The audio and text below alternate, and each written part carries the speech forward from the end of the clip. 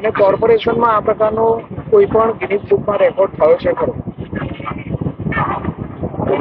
માનનીય વડાપ્રધાન શ્રી નરેન્દ્રભાઈ મોદીજી જ્યારે ગુજરાતના તત્કાલીન મુખ્યમંત્રી હતા ત્યારે આ ફ્લાવર શોનો શુભારંભ કરવામાં આવેલ છે અને અત્યારે માનનીય મુખ્યમંત્રી શ્રી ભૂપેન્દ્રભાઈ પટેલજીના હસ્તે 30/12/2024ના રોજ આ ફ્લાવર શોનો શુભારંભ કરવામાં આવેલ.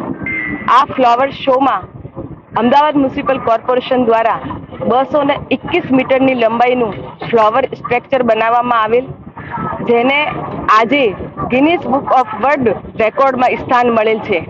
આ અમદાવાદ શહેરની જનતા અને અમદાવાદ મ્યુનિસિપલ કોર્પોરેશન માટે ખૂબ જ ગૌરવની બાબત છે. આ ફ્લાવર શોમાં મુખ્ય આકર્ષણની વાત કરું તો એમાં વડનગરના તોરણની પ્રતિકૃતિ, સરદાર વલ્લભભાઈ પટેલજીની પ્રતિકૃતિ અને નવી સંસદની પ્રતિકૃતિ, મહિલા સશક્તિકરણની પ્રતિકૃતિ, બાળકો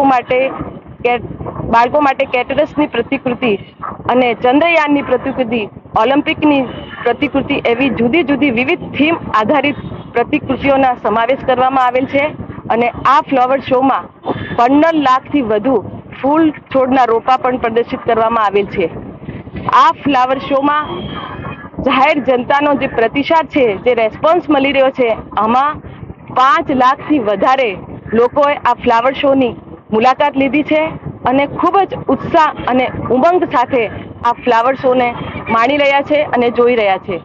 લોંગેસ્ટ ફ્લાવર સ્ટ્રક્ચરનો અગાઉ રેકોર્ડ કોણે કરેલો હતો, જે રેકોર્ડ આપણે તોડ્યો છે, અને ખાસ તો અમદાવાદનું આ પહેલું ગિનિસ બુકમાં રેકોર્ડ છે ખરો?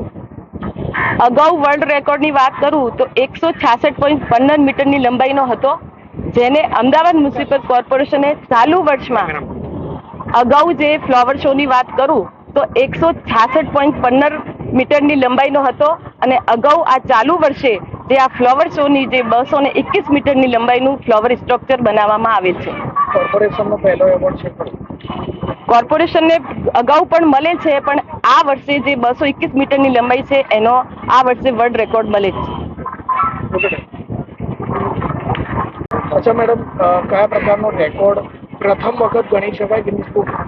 આ ગિનિસ બુકમાં જે ફ્લાવર શોનો રેકોર્ડ છે એ પ્રથમ વખત છે.